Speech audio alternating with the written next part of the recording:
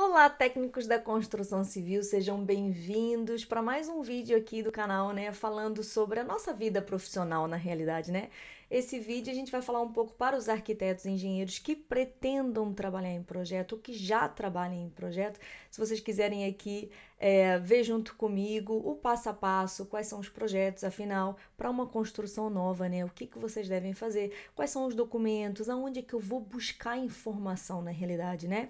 Eu trouxe esse assunto aqui hoje. Para quem já trabalha em projeto, pode parecer algo bastante simplista, mas na realidade foi algo que eu tive bastante dificuldade no início.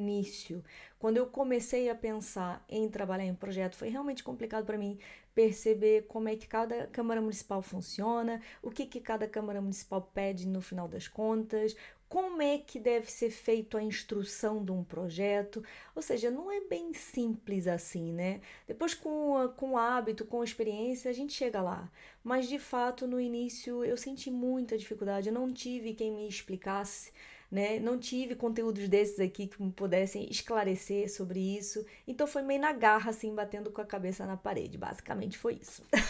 Então, de forma a facilitar um pouquinho a vida de vocês, de quem já trabalha com projetos, de quem está iniciando, de quem pensa nisso, né? Quem sabe lá na frente vocês vão começar a fazer o projeto, eu dedico esse vídeo para vocês. Ele vai ser feito para os engenheiros e também um pouco para os arquitetos, tá? Porque falando em projeto, eu tenho que falar de todos nós envolvidos. Falou também da parte da engenharia eletromecânica, né? Na parte do engenheiro mecânico e do engenheiro eletrotécnico, ou seja, de todos nós intervenientes de um projeto, tá certo? Eu vou me apresentar. Eu me chamo Flávia Prado, eu trabalho com engenharia civil em Portugal há 16 anos, efetivamente como projetista. Eu tenho inclusivamente um gabinete de projetos especializado em coordenação de projetos e venho aqui explicar para vocês um pouquinho do nosso dia a dia profissional, das nossas dificuldades e dos nossos, né, as nossas facilidades também, porque nem tudo é difícil, né? Às vezes é só a prática que vocês não têm e que vocês têm que ganhar competência para isso. Nesses vídeos aqui que eu trago para vocês, eu trago todas as quintas-feiras às 5 da tarde um vídeo novo e eu pretendo trazer um pouco mais de coisas alargadas, assuntos alargados para nós, tá bem? Engenheiros civis, arquitetos, engenheiros eletrotécnicos. Por quê? Porque na realidade o nosso trabalho, eu falo muito da prática aqui profissional e pretendo trazer cada vez mais, mas eu pretendo também trazer a parte de liderança, gestão de equipes, quer dizer, não é só engenharia a nossa vida, não é verdade? Nós temos aí uma componente muito grande de relacionamento. Na realidade, não é só na nossa profissão, também nas outras. Então, eu pretendo trazer conteúdos cada vez mais vastos que possam ajudar vocês aí a lidar com a vossa vida profissional, o vosso dia a dia, tá? Não deve ser fácil, né? Quem trabalha na obra, principalmente, vocês lidam com vários tipos de pessoas, várias pessoas com várias profissões diferentes. Deve ser complicado fazer aqui a gestão de alguma equipe, então são assuntos que vão vir para esse canal nas próximas semanas. Para quem pretende continuar a seguir aqui o assunto, olha, liga o sininho, põe um likezinho, aí a gente agradece sempre o apoio de vocês, porque sem o apoio de vocês esse canal acaba por não existir, né? Se não for para alcançar as pessoas e para ensinar alguma coisa para as pessoas, de nada vale a gente passar aqui o tempo gravando para vocês conteúdos, tá certo? Então, vamos continuar. Eu vou passar aqui para minha câmera 2. Na realidade, não é uma câmera 2, é só tô me fazendo aqui de. Só tô trazendo aqui assim um brilharete pro nosso vídeo, tá? E eu vou falar para vocês o seguinte: trazendo construção nova e falando de projetos que se devem ser entregues para uma construção nova, o que eu tenho para falar para vocês é atenção quando se trata de reabilitação. Os projetos podem ser completamente diferentes. Vai ser um assunto que eu vou trazer mais à frente também num próximo vídeo, porque efetivamente é diferente a entrada dos projetos para uma construção nova do que a entrada de uns projetos para uma reabilitação. Numa reabilitação você tem que ter muito mais consciência do que o projeto de arquitetura necessita de fato, tá? Para vocês poderem dar um orçamento mais acertado. Mas isso fica para um próximo vídeo.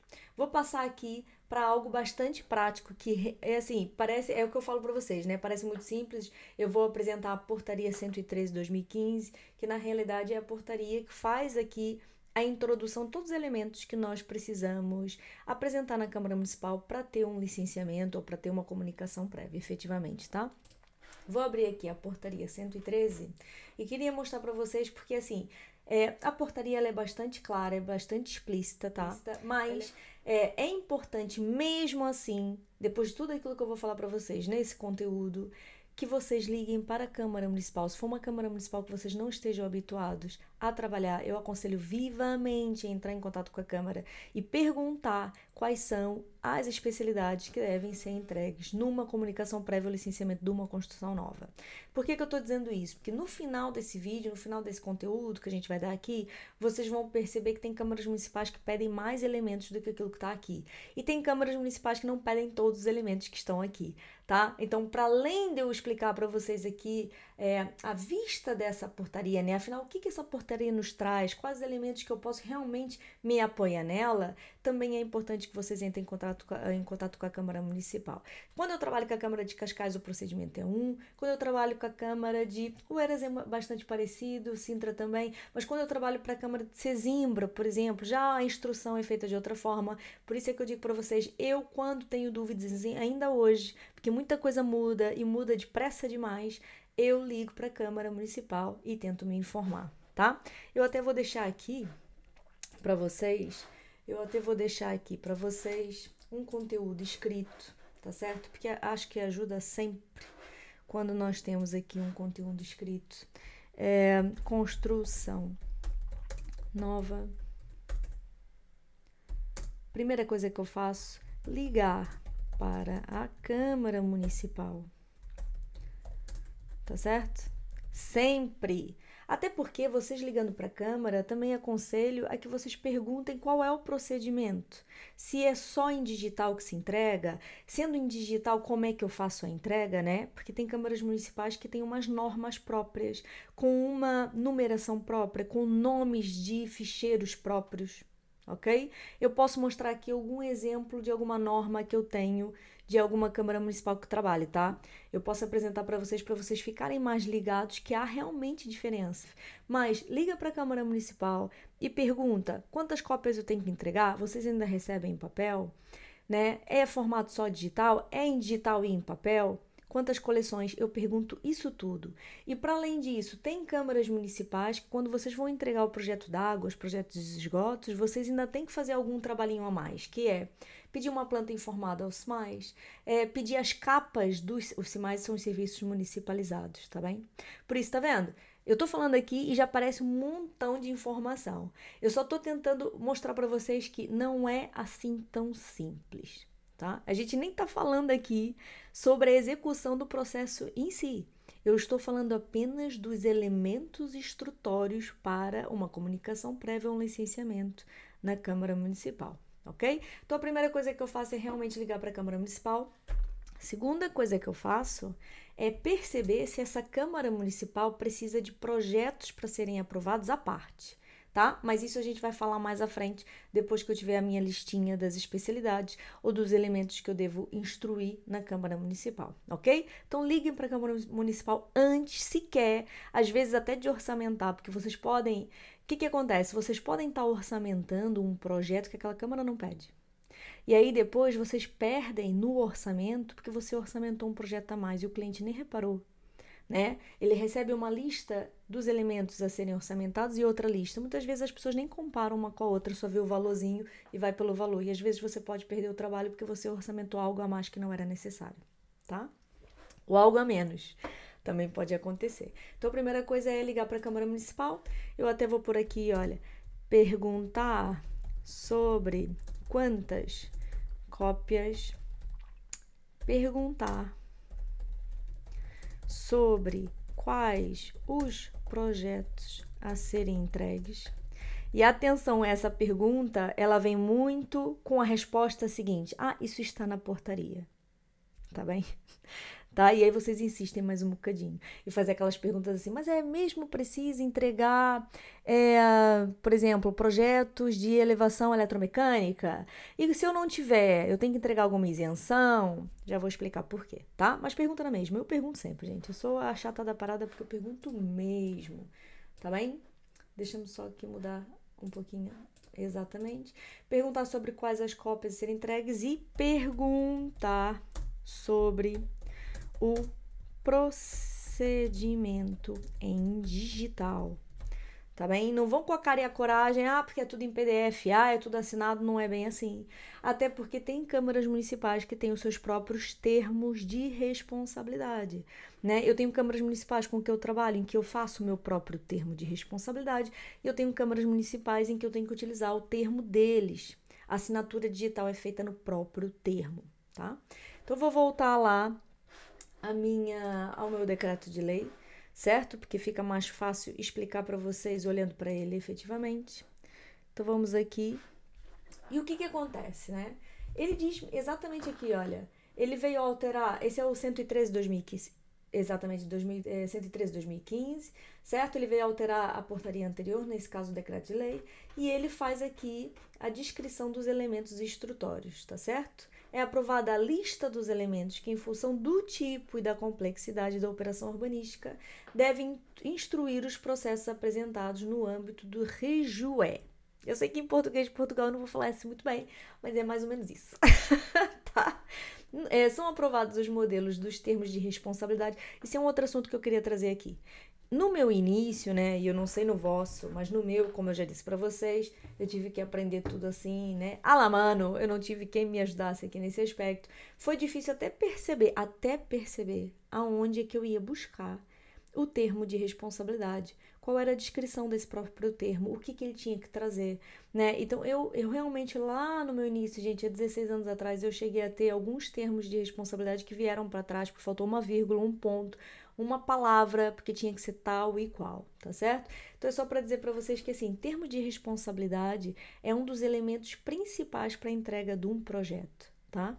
Então, o que acontece? O arquiteto, ele faz um termo de responsabilidade da arquitetura, deve existir em todos os processos um coordenador, que é aquela pessoa que vai coordenar a arquitetura e as especialidades. Falando em especialidades, eu estou falando das engenharias. É claro que esse papel do coordenador quase sempre acaba por ficar com o arquiteto. Por quê? Porque quando ele vai instruir o projeto de arquitetura, muitas vezes ele já tem que apresentar um termo desse coordenador. Então, de fato, se não houver um gestor de projeto desde o início do projeto, provavelmente será o arquiteto que vai assumir esse papel da coordenação. Não significa que seja sempre ele, pode ser um engenheiro também. Eu também já assumi algumas coordenações, tá? E então são dois termos de responsabilidade que eles têm que existir logo a priori, né? Logo no início do processo, falando de licenciamento, tá? Eu vou ter um vídeo falando exatamente sobre qual é a diferença do licenciamento e comunicação prévia.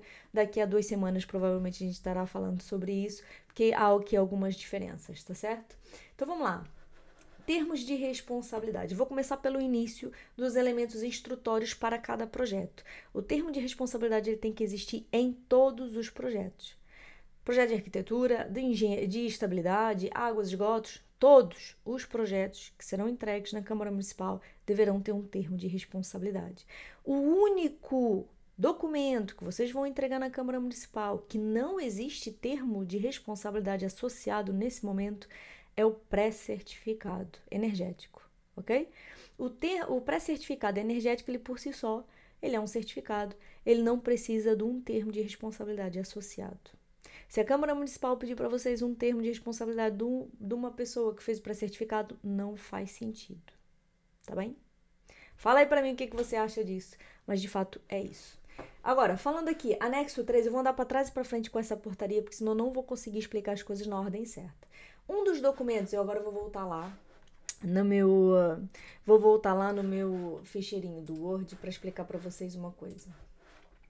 O que acontece, né? Eu já liguei para a Câmara Municipal e eu agora vou ver dos elementos instrutórios, tá certo? Já sei mais ou menos quais são os projetos, né? Afinal, a pessoa da Câmara já me instruiu. Eu tô aqui de volta da portaria 113 de 2015. Vale a pena vocês baixarem aí e terem essa portaria com vocês. E agora, o que eu tenho aqui? Elementos instrutórios. Elementos instrutórios, tá? E desses elementos instrutórios, eu não tô falando do projeto em si, mas eu tô falando de todos os elementos que eu tenho que colocar dentro dos projetos.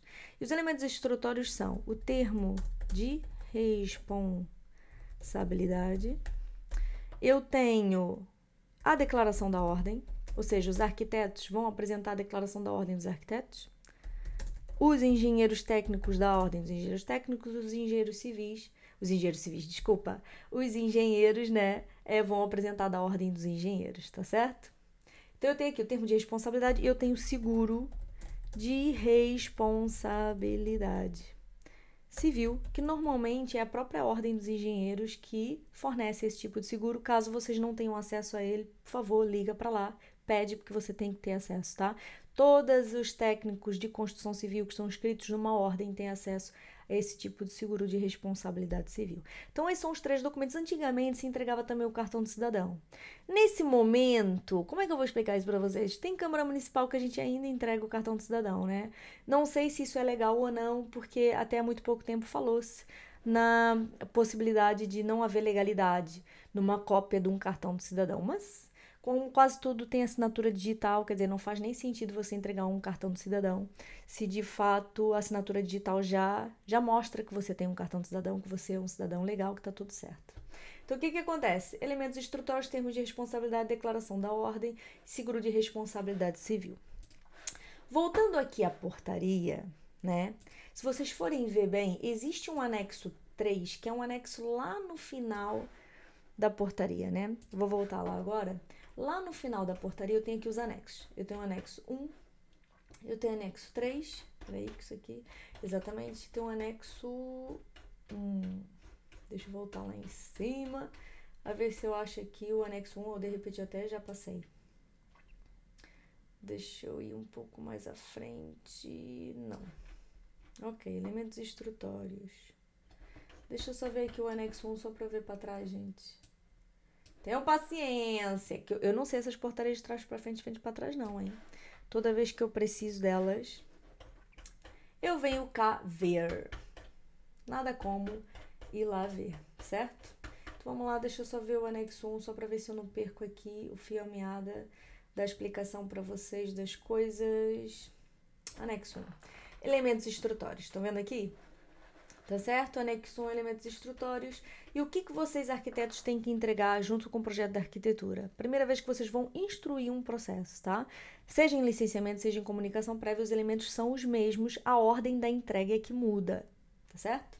Então, vamos lá. Certidão da conservatória com a descrição em vigor, né, da conservatória. Atenção que esse documento tem que estar atualizado. Ok? Muitas vezes as pessoas têm um lote, um loteamento, um terreno que vai fazer uma construção nova e esse documento não está atualizado e tem que estar atualizado. E esse terreno, ele tem que ter a descrição daquilo que se pretende. Eu já tive um processo, por exemplo, em que nós tínhamos na certidão dizendo que aquele lote servia para a construção de serviços. E nós tínhamos um cliente que pretendia fazer a construção de uma habitação. Então, houve aqui a necessidade de fazer alguma mudança, porque realmente a certidão já dizia à partida que não era possível construir aquilo que se pretendia, tá? Então, eu tenho aqui, olha, a delimitação da área do objeto da operação, ou seja, eu tenho aqui, gente, vale muito a pena para você que quer começar a trabalhar com o projeto, ler essa portaria, ela é bastante, assim, útil e esclarecedora de todos os elementos que vocês têm que fazer, incluindo o que vocês têm que colocar numa memória descritiva. Para você que é arquiteto, cara, isso aqui, olha, é o sumo. Entende? É o sumo de toda a instrução de um projeto de arquitetura. Isso aqui, na verdade, são os mínimos, tá? Porque vocês podem apresentar muito mais do que aquilo que está aqui. Mas, de fato, os mínimos são esses. Você tem que apresentar a área do objeto do pedido, você tem que apresentar a caracterização da operação urbanística, você tem que apresentar o enquadramento da pretensão dos planos territoriais aplicáveis, você tem que apresentar isso, tá? Memória descritiva. Tudo, olha, o quadro sinótico. Muitas vezes eu recebo ainda hoje projetos em que eu não tenho acesso ao quadro sinótico e ele é super importante para o meu colega que faz a segurança contra incêndio, ter as áreas iguais, né? Às vezes nós vamos fazer ali uma mediçãozinha e bate no 0,20 e o arquiteto tem 0,40. Eu já tive processos que voltaram para trás porque a área de construção não batia certo. Por quê? Porque nós não tivemos acesso ao quadro sinótico, então na hora de descrever, né, o colega da segurança contra incêndio fez as suas próprias medições, o arquiteto fez as suas próprias medições e não batia certo, tá? Então, o quadro sinótico é um elemento que, do ponto de vista da engenharia, depois quando nós recebemos o projeto da arquitetura, é super esclarecedor.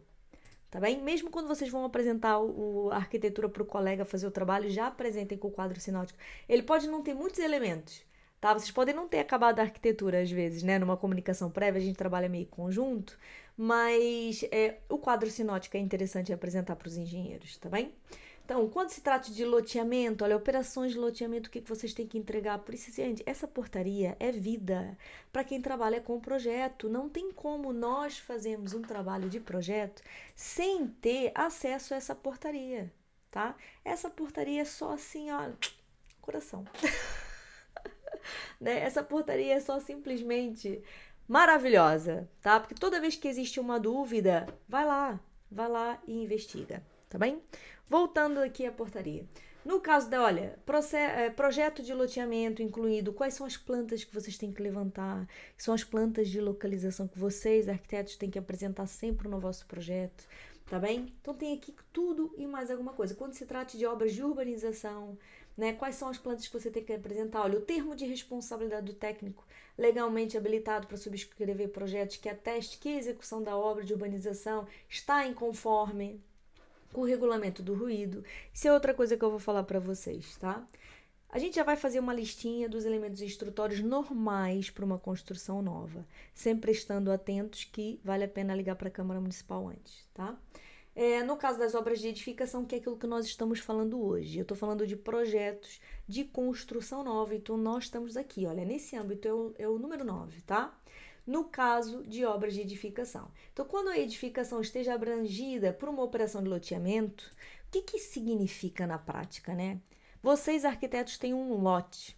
E vocês, e agora como é que eu vou fazer isso? Será que eu tenho regras para esse lote? Será que eu não tenho regras para esse lote? Será que eu posso fazer aquilo que me apetece?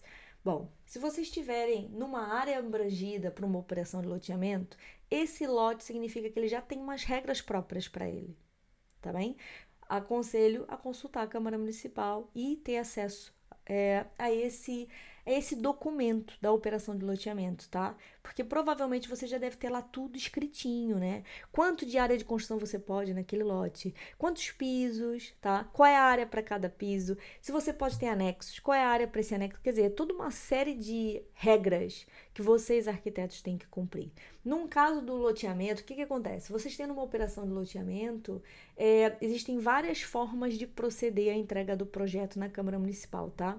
Eu sei que hoje em dia o licenciamento e a comunicação prévia pode se fazer sempre, não é bem assim, eu vou falar com vocês mais pra frente num vídeo só destinado a isso, porque eu já tenho tido algumas experiências em entrega de projeto de licenciamento com as especialidades em conjunto e entrega da comunicação prévia, que realmente tudo é entregue em conjunto, né? Então, o fato de você ter um lote em que já existe uma operação de loteamento faz com que vocês possam entregar tudo como uma comunicação prévia.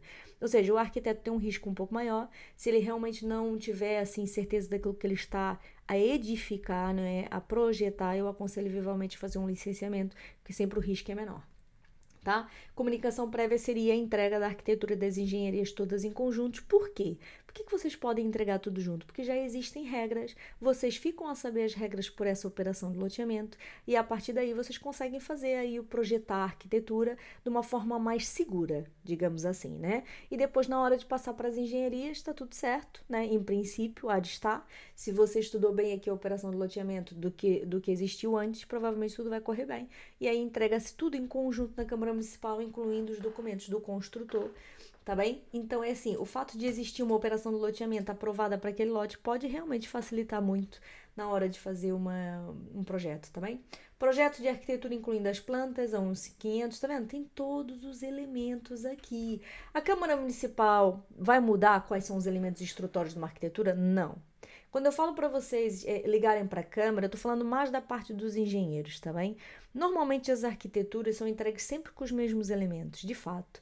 Mas as engenharias têm ali uns troca-trocas, e eu já vou dizer para vocês, porque a gente tem ali o plano de segurança em saúde, por exemplo, o plano de gestão de resíduos, tem aí umas coisinhas que muda de câmara para câmara. Tem câmaras que se importam mais com alguns elementos do que outras, e a gente já vai falar mais lá para frente, tá? Então, arquitetos já sabem, se você está pensando em começar a fazer projeto de arquitetura, olha, venham aqui, Portaria 113/2015, número 9, tá certo? Construção nova, tá? Todos os elementos estão aqui, tá certo?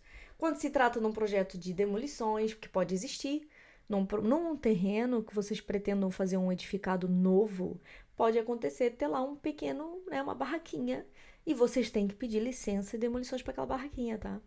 Só para explicar, ok? Quando se trata de um projeto de alterações de utilização, quando se trata de outras operações urbanísticas, olha, processo de licenciamento, tá tudo aqui. Vejam tudo o que está aqui, tá? Ok? Vejam, analise, vejam bem. Quem já trabalha em projeto tá olhando para aqui e fala assim, pô, Flávia, pelo amor de Deus. Mas né? E mesmo assim, eu vou dizer para vocês, eu ainda demorei a chegar aqui. Quando a gente tá no início, é que assim, eu falo muito pra quem tá no início, porque eu gostava, sinceramente, que alguém tivesse me contado aquilo que eu conto pra vocês aqui. Porque realmente a minha vida tinha sido um pouco mais fácil. O fato de nós termos na portaria lá bem explícito, portaria 113, pra quem tá começando, pode não ser tão explícito assim, né? Nós podemos olhar assim, pá, é mais uma lei, né? Sabe? E você pode não dar importância a ela, mas ela de fato é importante. E é até importante que vocês, com o tempo, vejam bem todas as leis que vocês têm no próprio termo, tá certo? Eu já vou mostrar aqui para vocês, né? Falando em termos de responsabilidade, como é que vocês escreveriam o termo, né? Mas aqui embaixo nós temos no anexo 3. No anexo 3, tem aqui o anexo 2, anexo 2, exatamente, anexo 3. Tá vendo aqui do lado direito? Vocês estão vendo bem aqui do lado direito? Espero que vocês consigam ver com esse tamanho de letra, tá bem? Vendo aqui do lado direito, o que vocês conseguem ver? Olha, como é que é escrito um termo de responsabilidade, seja de que projeto for, tá? E o que ele diz, né? Normalmente a gente tem termo de responsabilidade do autor do projeto de águas, de esgotos, de acústica, o que seja. E normalmente aqui embaixo desse termo de responsabilidade, eu até costumo ter de acordo com a portaria 113 de 2015. Porque o meu termo é exatamente essa descrição de que está aqui. Eu não mudei nada. Tá tudo tal e qual, tá bem? Então eu tenho aqui, nesse caso, eu, que sou a técnica, que estou escrevendo o projeto, né? Então eu tenho aqui eu, Flávia, tal, meus dados, morador, não sei aonde, contribuinte, escrito em que ordem, né? Em que ordem que você está escrito, sobre o número, declara para efeitos do disposto, tá vendo? É importante que você vá lá no decreto de lei do 555, porque esse aqui é o basicão do engenheiro, do arquiteto, sinceramente. O mínimo que você deve saber antes de fazer projeto e obra na vida é ver o decreto de lei 555/99, tá? Esse é o basicão da nossa vida, tá bem? Então, o que acontece? Dia 16 de dezembro, tal, na redação do decreto de lei 136 de 2014, aconselho vivamente a ir lá também. Quando eu brinco com vocês nos meus stories do Instagram e digo assim, gente, com o tempo, nós, engenheiros e arquitetos, nós viramos um pouquinho juristas, é isso. É porque vocês têm que saber um pouco das regras, das leis de fato, tá? E com o tempo, vocês vão ficando tão familiarizados com isso, que até o artigo sai de cabeça, né? E afinal, olha, as exclusões estão no artigo tal, de tanto que você já foi lá consultar aquele documento. Né? Do ponto de vista de leis, eu até acho que o arquiteto tem que saber muito mais do que nós, engenheiros, né? Porque tem o Rejué, porque tem o Remuel, olha eu tentando falar português, né? Porque eu ouço os arquitetos falarem esses nomes para mim. Existem muito mais regras associadas à parte de arquitetura do que propriamente à parte da engenharia, tá? As nossas leis são muito próprias, né? Quem faz aqui a parte do pré-certificado sabe a que lei tem que se reger. Quem é o engenheiro eletrotécnico sabe a que lei tem que se reger e por aí vai. Mas as leis são sempre as mesmas para esses engenheiros. O máximo que pode acontecer é ter uma lei que vai ser revogada e vão substituir por outra, certo? Agora, no caso dos arquitetos, realmente, eles têm que consultar o regulamento municipal. E cada município, cada Câmara Municipal tem o seu próprio regulamento municipal. Tá? Por isso que eu digo assim, eu sei que essa página e esse vídeo não é feito para os nossos clientes, mas de fato um cliente que se apoia num bom arquiteto, num arquiteto conhecedor das leis, é tudo na vida, né? É quase assim um passaporte para entrar na Câmara Municipal. Não é que vai ser aprovada a primeira, tá? Não vou falar isso, às vezes falta um detalhe pequenino e o projeto não é aprovado a primeira, não é isso. Mas às vezes você pode ser melhor conduzido no processo. digamos assim. Um arquiteto que realmente perceba das leis, receba das regras, perceba das regras, tá? O engenheiro também tem que perceber? Claro que sim, mas eu acho que o arquiteto nesse ponto ele tem um ônus maior de conhecer as leis, porque são muito mais, né? E são muito mais específicas mudando de câmara para câmara. O engenheiro civil, basicamente, o que muda pra gente acaba por ser a parte dos serviços municipalizados que tem a sua regrinha própria, tem os seus regulamentos internos próprios, né? Que aí complica um pouco. Agora, falando de especialidades em si, aquilo que eu projeto em estabilidade, seja para Sesimbra, seja para o Porto, Gaia, vai ser igual. Porque a minha lei é a mesma, tá? Não mudou por causa do município, tá certo? Então, é assim, em termos de responsabilidade, se você tem dificuldade, você nunca viu um termo de responsabilidade na vida, tá aqui. Tá bem? Basicamente, é pegar esse descritivo, passar para um documento em doc, né? Você escreve lá, tá bem? E depois você completa com os elementos que tá aqui. O que eu aconselho a um engenheiro civil que esteja começando na área de projeto, né? E mesmo hoje, a gente trabalha com isso há muitos anos, mas ainda hoje, toda vez que nós começamos um projeto, o que nós fazemos primeiro? Eu peço para o arquiteto o termo de responsabilidade que ele usou no licenciamento ou que ele vai usar na comunicação prévia. Por quê? Por que isso? Por que eu peço, né? Porque olha só, metade do que está aqui sendo pedido, o arquiteto já preencheu no termo de responsabilidade dele. Não faz sentido, eu não sei muitas vezes qual é a operação urbanística, né? Muitas vezes posso não saber. Imagina que vocês tenham um projeto que seja de alterações ou ampliação. Às vezes é difícil você saber o que é um projeto de alterações ou uma ampliação do ponto de vista daquela Câmara Municipal. Então, eu aconselho que vocês peçam para o arquiteto o termo de responsabilidade. Eu peço para todos os processos que nós temos no gabinete. Todos, porque nós somos apenas da parte de engenharia. Portanto, toda vez que eu vou começar um processo novo, toda vez que alguém que trabalha comigo vai começar um processo novo, nós pedimos o termo do arquiteto para ir tudo igual. Tá bem? Tudo igual. O nome do cliente, a morada do cliente. Gente, a probabilidade de dar erro é muito menor. A não ser que o primeiro termo que a gente recebeu do arquiteto esteja alguma coisa errada. Eu lembro que há uns anos atrás, a Câmara Municipal de Lisboa fazia muita diferença entre o processo de uma ampliação e um processo de alteração. Mas vocês compreendem que, às vezes, uma cobertura que subiu 30 centímetros é uma ampliação. Mas para o engenheiro que recebeu aquele projeto, para nós, né, nós podemos ter a percepção que seja apenas uma alteração. E aí você escreve na operação urbanística, aqui no termo de responsabilidade, como uma alteração. O que acontece? Vai ser analisado na Câmara, eles vão voltar para trás, porque afinal o entendimento da Câmara é que aquilo seja uma ampliação, tá? Tô só dando aqui um caso prático para vocês perceberem que é importante pedir o termo do arquiteto. Pronto, se o arquiteto se enganou, gente, vai toda a gente errado junto. Tamo junto. Tamo junto no acerto e no erro, tá certo? Isso acontece, também já me aconteceu. Errar é humano, né? Quanto mais erros desses, eu acho que é comum, tá? Então é assim, vocês têm que escrever que observa as normas legais e regulamentares aplicadas designadamente. O que é esse designadamente? Se você estiver fazendo arquitetura, você tem que descrever quais são as regras que você utilizou para fazer aquele projeto de arquitetura, quais são as leis, em base de quê, né? Se você estiver fazendo um projeto de estabilidade, é o Eurocódigo, ainda está no REBAP, é o que você utilizou, tá certo? Qual é a lei que incide sobre o seu estudo? Se você estiver fazendo um projeto de acústico, quais são as leis? Qual é o embasamento para fazer aquele trabalho? Então é isso, tá? Data e a assinatura. Atenção, mais uma vez, o que eu vou dizer aqui, tem câmaras municipais que já têm um termo de responsabilidade pro forma, ok? Elementos instrutórios, pronto, diz aqui exatamente o que vocês têm mais ou menos para o arquiteto, de novo a mesma coisa, né? Termo de responsabilidade do coordenador do projeto, falei para vocês, nós temos que ter aqui um coordenador de projeto, é exatamente isso, né? O preenchimento, o que vocês têm que preencher, instrução do preenchimento, termo de responsabilidade do autor do coordenador do projeto, a mesma coisa. E vocês aqui nessa portaria ainda tem, olha, o termo de responsabilidade do diretor da obra, do diretor de fiscalização, muita coisa boa vocês têm aqui nessa portaria, tá? Muitas dúvidas vocês conseguem tirar aqui. Mesmo o plano de acessibilidade, junto do projeto de arquitetura para uma construção nova, vocês têm que ter um plano de acessibilidade.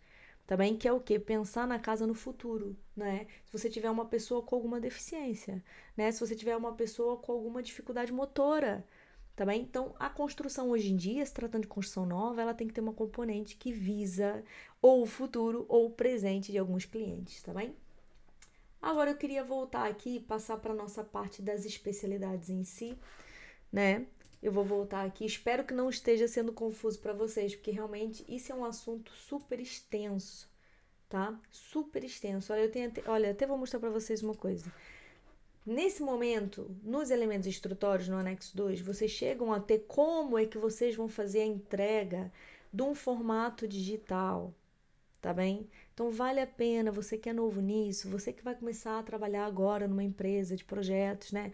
Vale a pena vocês virem aqui na portaria 113 e realmente estudarem. Claro que eu vou começar pela primeira e a mais importante, que é a estabilidade. Num projeto construtivo novo, vocês vão ter sempre a estabilidade para fazer. Muitas pessoas têm me perguntado se é possível fazer licenciamentos ou comunicação prévia com construção em LSF. É sim possível. Então nós temos aqui, olha, quando se trata de uma comunicação prévia de obras de edificação e provavelmente aqui em cima a remodelação, a gente lá em cima tem o licenciamento, tá? Vai dar tudo no mesmo, porque a nível de especialidade, seja uma comunicação prévia, seja um licenciamento, as especialidades são as mesmas. A ordem da entrega é que muda, né? Vai junto com as arquiteturas ou vão em separado, já falei que a gente vai ter esse vídeo mais à frente. Então o que acontece? Documentos comprovativos da qualidade do titular, né? Cópia da notificação da Câmara. O que acontece? Quando nós vamos entregar um projeto de licenciamento, eu fico a aguardar a aprovação do projeto da arquitetura, né? Por quê? Porque pode condicionar alguma coisa na arquitetura antes de eu começar a estabilidade. Imagina, eu já tive aqui um caso prático, imagina, eu já tive um licenciamento em que eu tive uma cliente que ela estava muito desesperada, ela queria tudo muito depressa. E eu na altura falei, atenção, porque o projeto da arquitetura no licenciamento ainda não foi aprovado. Será que vale a pena esse risco? Imagina que a Câmara Municipal mude alguma coisa na arquitetura que incida sobre as alterações de todas as especialidades. Eu vou dizer para você o que aconteceu. Nós avançamos com as especialidades, porque a cliente disse que sim, sim, sim, claro que sim, olha, eu tenho muita pressa, e de fato a Câmara Municipal acabou por diminuir toda a implantação da moradia em 1 metro. Né? Erro de quem? Gente, né? O erro provavelmente ou foi algum documento que não foi visto, ou foi o arquiteto que não viu bem, certo? Mas a verdade é que estamos num licenciamento, vale sempre a pena esperar uma aprovação da arquitetura e, de fato, toda a minha implantação da estrutura mudou, águas de esgotos mudou, gente, mudou tudo, tá? Então ficou um ônus maior para essa cliente. Tá certo? Né? Ficou um orçamento mais elevado, porque na verdade nós tivemos que cobrar as alterações, que não eram poucas, eram até bastantes, para 1 metro de edificado que mudou, né? Tá bem? Então eu digo para vocês terem cuidado com isso.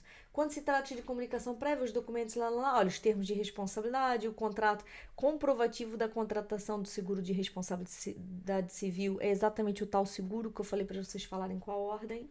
Pareceres, autorizações ou aprovações das entidades externas, vamos falar sobre isso. O projeto da arquitetura e projeto de especialidades, onde eu queria chegar. Então nós temos aqui, olha, projeto de estabilidade que inclua o projeto de escavações e contenção periférica. Começando já por esse projeto, eu vou dizer para vocês. Tem câmaras municipais que de fato pedem exatamente isso que está aqui escrito. O projeto de estabilidade que inclua o projeto de escavações e a contenção periférica. Vou dar um exemplo claro. Câmara de Oeiras. Se vocês entregarem um projeto de estabilidade em que existe uma cave, né? Existem escavações, a valer. E vocês não apresentarem um projeto de escavação com a contenção periférica feita, na Câmara Municipal eles vão pedir a seguir. Faltou o projeto de escavações. Mas, se eu pegar esse mesmo projeto, essa mesma moradia, e for entregar na Câmara de Cascais, por exemplo, eu não tenho que apresentar um projeto de escavação e contenção periférica. Pelo menos nunca me pediram, tá certo? Então, assim, só aí eu estou dizendo para vocês que a portaria ela é bastante clara, mas tem câmaras municipais que realmente pedem e realmente não pedem. Tá? Dependendo do tipo de escavação, pode ser muito interessante para vocês entregarem um projeto de escavação, porque tem escavações que necessitam de elementos de contenção periférica provisório, tá? Eu às vezes tenho escavações que não é uma construção tradicional, entende? Eu posso precisar aqui de um apoio do muro de Munique, por exemplo, né? Eu posso ter alguma complexidade que me obriga a fazer um projeto de escavações somente, para o empreiteiro ficar mais ciente de que, atenção, não é uma escavação como outra qualquer, eu não consigo fazer só aquele declivezinho dos 45 graus, às vezes a gente não consegue fazer isso, né? Fazer uma escavação faseada, às vezes fica uma obra mais complexa do ponto de vista da escavação em si, então eu aconselho mesmo que a Câmara não peça, que você fale com o cliente e que você orçamente esse trabalho, porque é um trabalho a mais, tá? Ele não pode estar incluído dentro da estabilidade, na verdade é um estudo feito à parte, só para a contenção dessa escavação que vai ser feita, ok? Então é só para dizer que, falando só de uma primeira especialidade, a diferença, tá? Projeto de alimentação e distribuição de energia elétrica e projeto de instalação do gás. Atenção a isso aqui. Nesse momento, falando da lei da térmica, nós já fizemos um vídeo sobre isso. Vocês têm que apresentar um projeto de eletricidade. Nem que seja um projeto de eletricidade, que vocês vão ter a ficha eletrotécnica na mesma, mas que exista lá a plantinha dizendo que o carro vai ser abastecido e como é que ele vai ser abastecido e onde, ok? O que eu tenho aqui? Projeto de gás. Eu vou começar a escrever novamente. Bom, esses são os elementos instrutórios para toda a gente, né? Arquitetura, já falamos sobre isso. Então, os projetos que vocês têm que entregar: arquitetura, mais acessibilidades. E atenção que não tá ali escrito, pelo menos eu não vi em lado nenhum, mas eu vou por aqui. Topografia, tá, gente? Não tem como vocês apresentarem um projeto de construção nova sem uma topografia. Sem a topografia a gente não faz nada. Nenhum engenheiro consegue, por exemplo, fazer nesse momento um projeto dos esgotos sem nós termos exatamente qual é, né, a inclinação, qual é a parte de aterro, qual é a parte de escavação. Quer dizer, a topografia é realmente o elemento mais importante. Arquitetos, eu aconselho vivamente, não façam o vosso projeto sem ter a topografia. Tá? A topografia é realmente o elemento principal e primário, tá? Vocês têm que pedir ela. Topografia também é entrega na Câmara Municipal, ok? Topografia, arquitetura mais acessibilidade. E eu venho aqui embaixo, vou subir aqui um pouquinho, aliás, eu vou descer, porque eu vou passar para essa folha aqui. E nós temos eu vou chamar engenharias, porque a gente fala especialidades, mas muita gente pode não estar ainda familiarizado com esse termo, tá? Engenharias, e a gente vai começar pela estabilidade. E atenção, pela estabilidade. E atenção que dentro da estabilidade, eu normalmente orçamento fora, tá? Dentro da estabilidade eu tenho escavações e contenção periférica, que às vezes pode existir, por isso é que eu orçamento à parte. E num caso de uma reabilitação, não falando de reabilitação aqui, mas falando em caso de reabilitação, eu poderia ter demolições e contenção de fachada. E você pode ter demolições sem contenção de fachada também, porque nem todas as demolições têm a contenção de fachada, tá? Mas, de fato, se for para orçamentar essa especialidade que eu orçamento à parte, porque ela às vezes é necessária e às vezes nem por isso, demolições e contenção de fachada, porque uma está ligada à outra, não tem como fazer separado, certo?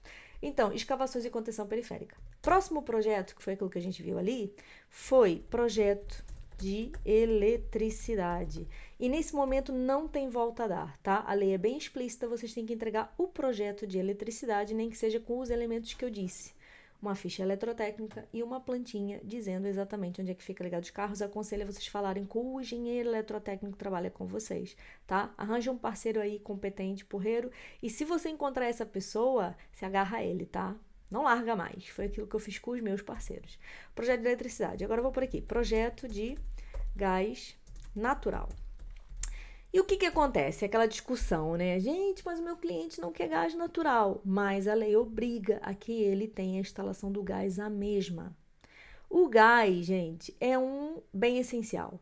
A lei pensa assim dessa forma, que mesmo que eu não queira ter a instalação de gás feita, eu sou obrigada a ter. Por quê? Porque hoje a casa é minha, amanhã sabe lá, e de repente no futuro a próxima pessoa que vai habitar a minha casa pode ter a necessidade de querer gás para alguma coisa, né? Ou para o fogão, muita gente ainda cozinha, né, com fogão a gás. Eu, por exemplo, né, não me vejo cozinhar de outra forma, mas pode ser um preconceito meu que ainda não tive um fogão, um fogão elétrico, né? Quem sabe? Mas eu tô falando assim, muita gente ainda usa o gás para algumas coisas, né? O esquentador realmente ficou obsoleto nessa história toda, a caldeira também a gás, por isso eu acredito que com o tempo, de fato, as pessoas vão utilizar menos o gás. Não significa, porém, que não utilize aí para casa do fogão. Então, o que eu aconselho, o que eu faço no escritório a maior parte dos meus clientes nesse momento não querem um projeto de gás. De verdade, eles não querem. Então, o que eu faço? Eu faço um projeto de gás apenas para o fogão. Por quê? Porque fica uma instalação mais barata e eu consigo ter garantias que pelo menos ele vai tentar fazer a instalação até o aparelho, tá? De fato, eu não tenho clientes nesse momento que não tem uma bomba de calor, um painel solar ou coisa desse gênero.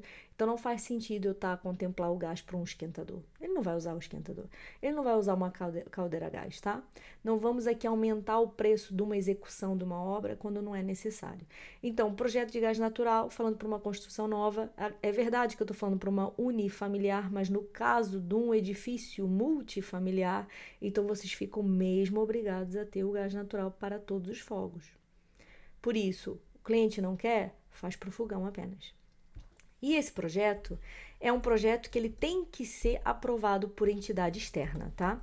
Aprovado por entidade externa. Existem várias entidades externas que vocês podem colocar o vosso projeto para aprovar. Existe o ISQ, existe o ITG, eu trabalho muito com o ITG para aprovar o projeto. Existem várias no país, por isso eu aconselho a vocês começarem a se habituar a trabalhar sempre com a mesma empresa. E por que eu falo sempre a mesma empresa?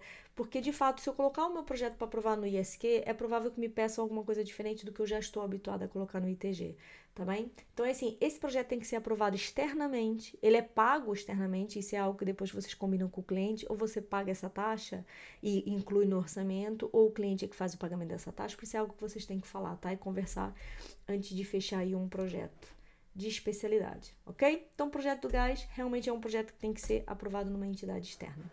Voltando lá na portaria, só para eu seguir exatamente aquilo que está escrito na portaria, ok? Projeto de águas e esgotos e projeto de pluviais. Aqui também nós temos, às vezes, um probleminha. Então, eu vou colocar aqui, projeto de abastecimento de água e projeto de esgotos domésticos, projeto de esgotos pluviais. O que acontece? Eu tenho câmaras municipais que pedem que o projeto de domésticas e pluviais seja apresentado no mesmo documento. Ou seja, seja em digital, seja impresso, eu tenho os esgotos todos juntos, domésticos e pluviais. Eu até posso apresentar nas minhas peças desenhadas, primeiro a coleção dos esgotos domésticos, depois a coleção dos esgotos pluviais, mas todos no mesmo projeto. Tá? Eu gosto muito de fazer separado, vou explicar por quê. Porque às vezes junto, são tantas linhas, tantos números, pode fazer muita confusão. Para uma moradia unifamiliar, de repente, pode dar jeito para vocês fazerem aí, tudo no mesmo desenho, até para o construtor perceber também, né, quais são para vocês perceberem enquanto projetista e o construtor também, né, as partes dos cruzamentos dos tubos que possam existir, tá bem? Projeto de águas domésticas e pluviais, vocês têm normalmente, não é toda a Câmara, por isso que eu falo que vocês têm que ligar para a Câmara antes, e tem que ligar para os serviços municipalizados caso eles funcionem separadamente da Câmara. Quais são as regras desses serviços, tá? Isso porque nós trabalhamos ali com o SMAS de Porto Salvo. Os SMAS de Porto Salvo, que são os serviços municipalizados, né, daquela zona, eles têm umas condições técnicas próprias e que eu tenho que ser conhecedora do regulamento interno desses serviços municipalizados. Então, na verdade, o que eu tenho que fazer? Eu tenho que pedir uma planta de cadastro. Mediante essa planta de cadastro que é paga, tá? O cliente tem que fazer o pagamento dessa planta. Eu vou colocar os meus projetos para serem apreciados no SMAS antes de ir para a Câmara Municipal. O que nós fazemos às vezes para aligerar um pouco as coisas, né? Eu coloquei lá no SMAS, eu entreguei na Câmara, a Câmara vai me pedir o aprovado, foi o tempo que foi aprovado. Às vezes eu faço isso, muitas vezes com a pressa, né? A gente tem que, é o que a gente tem que fazer. A gente faz aquilo que a gente tem que fazer, né? Eu tenho tudo pronto. Ainda não tenho o aprovado do SMAS. Gente, eu vou fazer o cliente esperar? Muitas vezes eu não faço, tá? Entregamos tudo na Câmara Municipal, o tempo da Câmara averiguar, vai me pedir a aprovação, vai pedir depois os documentos do construtor, né? E eu tenho o aprovado, tá?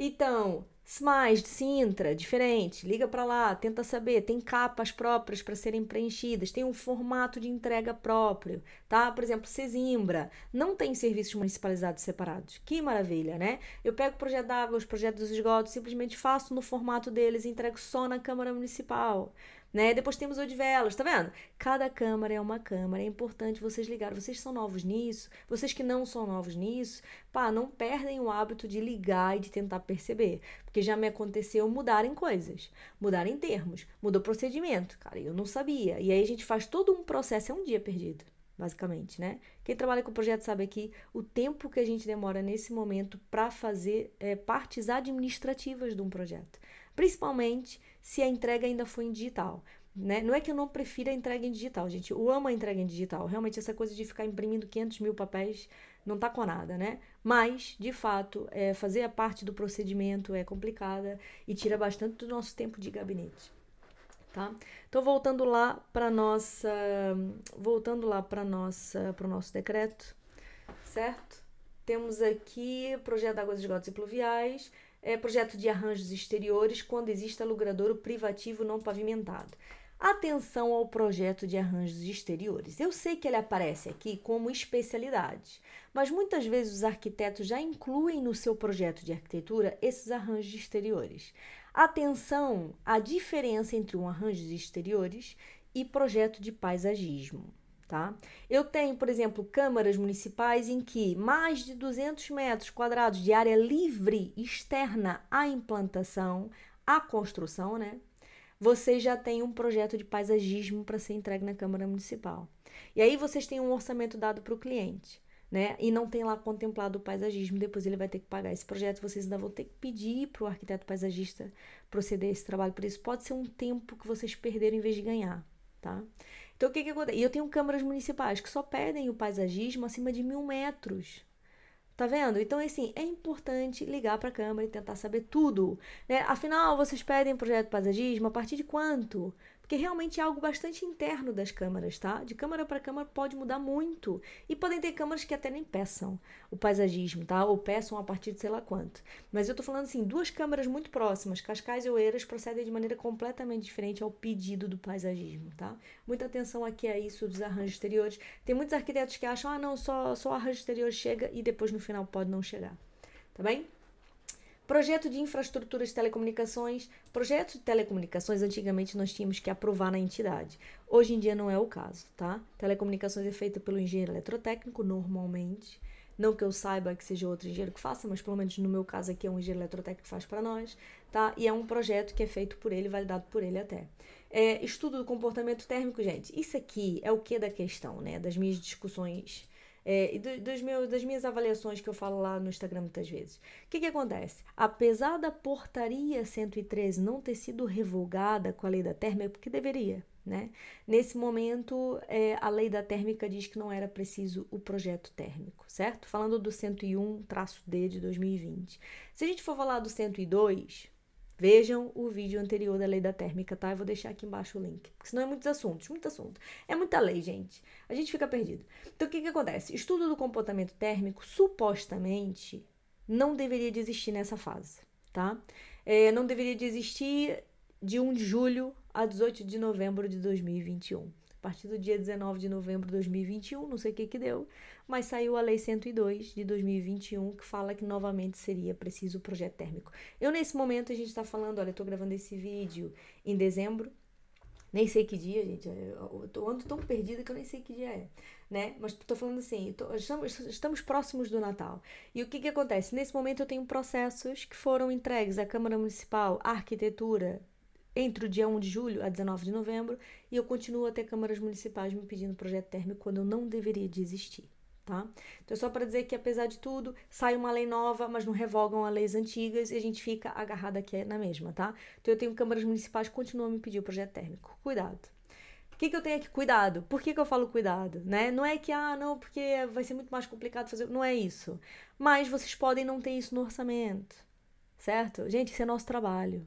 A gente gosta muito do que, né? Nós gostamos muito do que fazemos, mas de fato isso é trabalho. E se tem trabalhos a mais, vocês têm que cobrar por isso, tá? Havendo projeto térmico, depois lá na frente, vocês vão ter que sentar e falar com o vosso cliente, olha, afinal, eu vou ser obrigada a entregar um projeto térmico que é mais X, tá bem?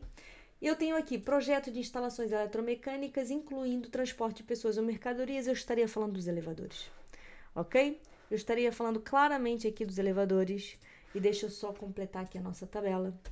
Eu vou colocar aqui projeto, arranjos exteriores. Eu vou colocar aqui projeto paisagismo, e vou colocar umas interrogações, porque ele nem sempre é preciso, depende de câmara para câmara. Eu vou ter projeto de telecomunicações.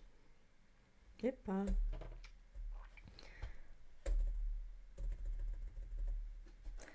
Eu vou ter projeto de telecomunicações. Exatamente. E nós vamos ter agora o projeto, eu vou chamar elevador só para ser mais simples, tá?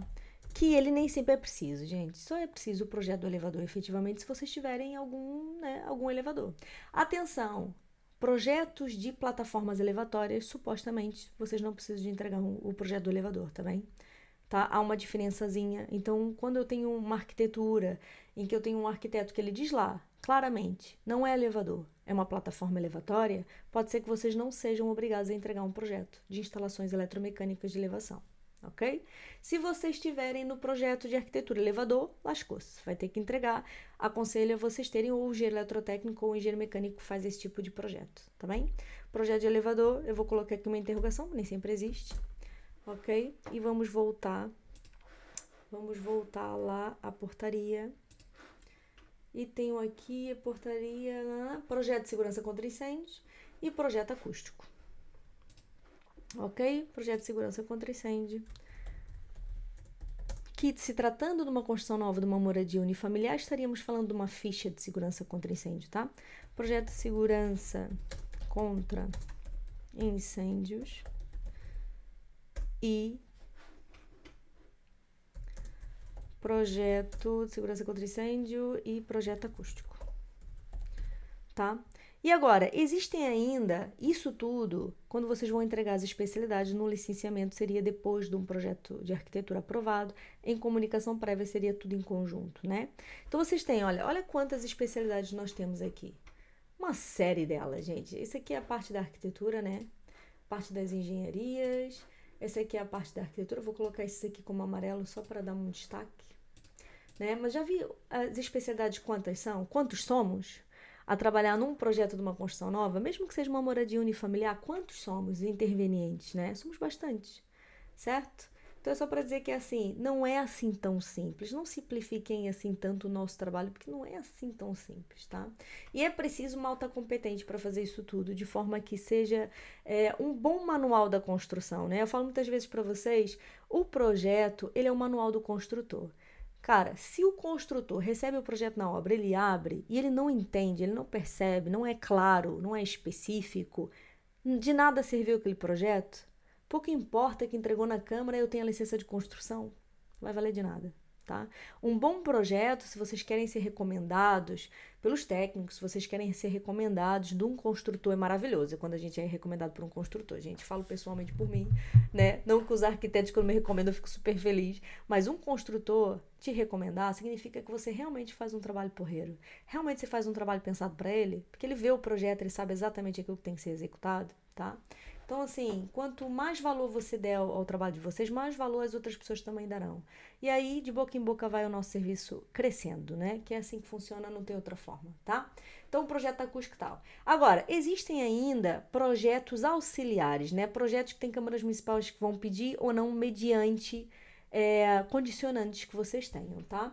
Então, vamos lá, vou passar para uma fase a seguir. Normalmente, são aqueles elementos instrutórios já na altura que o construtor vai entregar a documentação dele. Pode ser numa fase, falando em licenciamento, em que as especialidades já foram aprovadas, uma fase a seguir. Numa comunicação prévia, seria tudo entregue em conjunto, certo?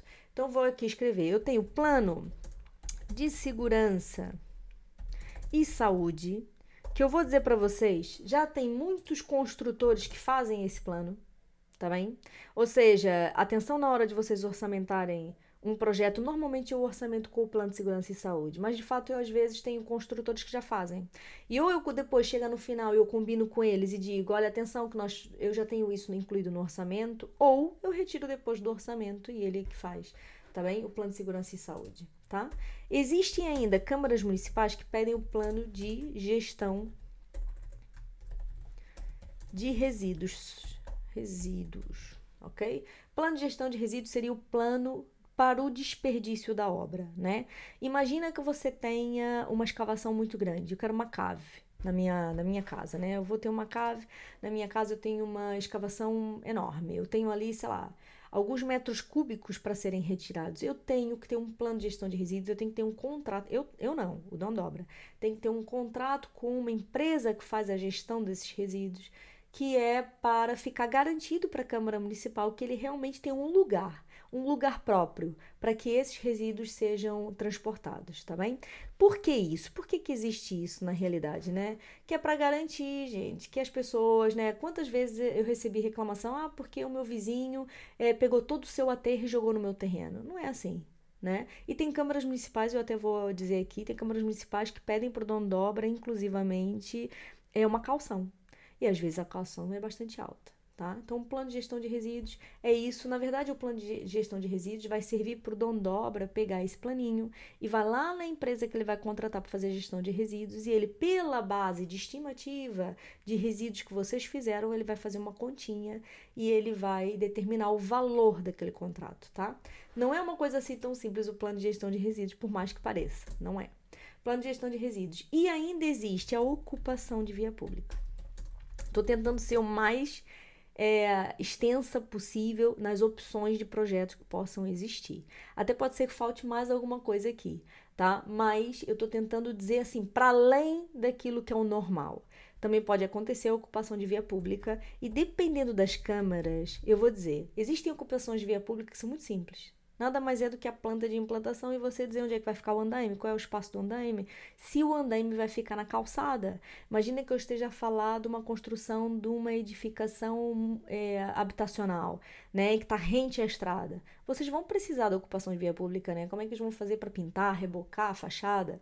Certo? Então, essa ocupação de via pública, muitas vezes o arquiteto, o dono da obra, eles vão pedir para o engenheiro fazer esse pedido de ocupação, tá? Muitas vezes o próprio empreiteiro já tem aí equipe técnica própria e eles fazem esse tipo de ocupação de via pública, mas às vezes pode calhar para você.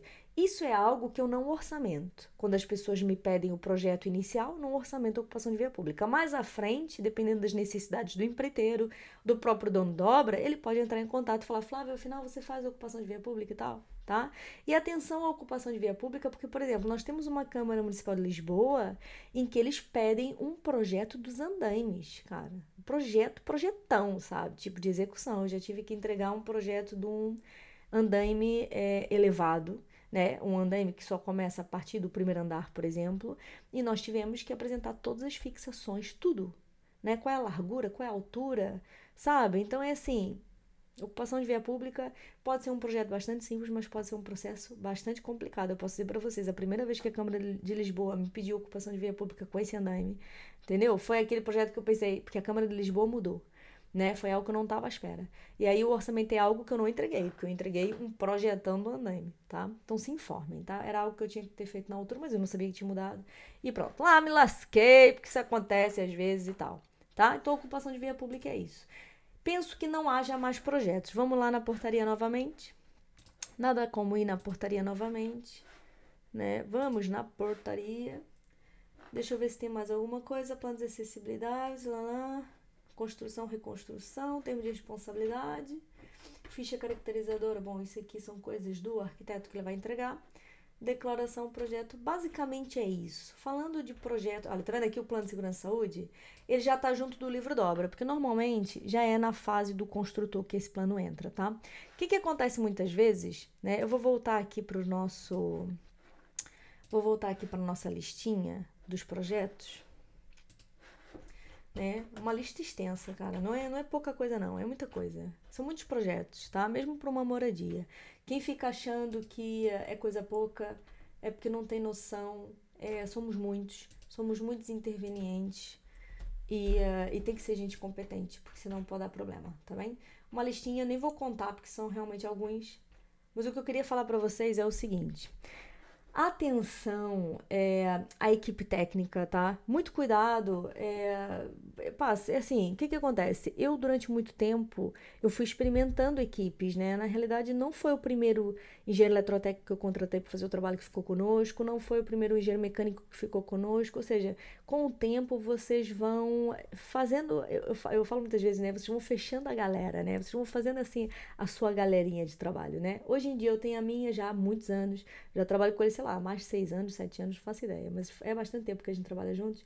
E realmente, quando você encontra uma equipe que é competente, que pensa como você, enquanto projetista, né, um arquiteto que confia em você, porque vocês trabalham da mesma maneira, gente, é de fidelizar. Vamos parar um pouco com essa filosofia do que, eu vou pro mais barato, porque tem tudo para dar, assim, não vou falar aqui, entendeu?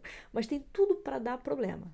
E dá problema mesmo, né? Hoje em dia eu sei que, por exemplo, projetos que foram feitos há 3 anos atrás, né? Projetos grandes, longos, né? Foram feitos há 3 anos atrás. Se eu ligar para um engenheiro eletrotécnico e falar, olha, preciso a gente ir na obra porque houve aqui uma situação, porque isso pode acontecer.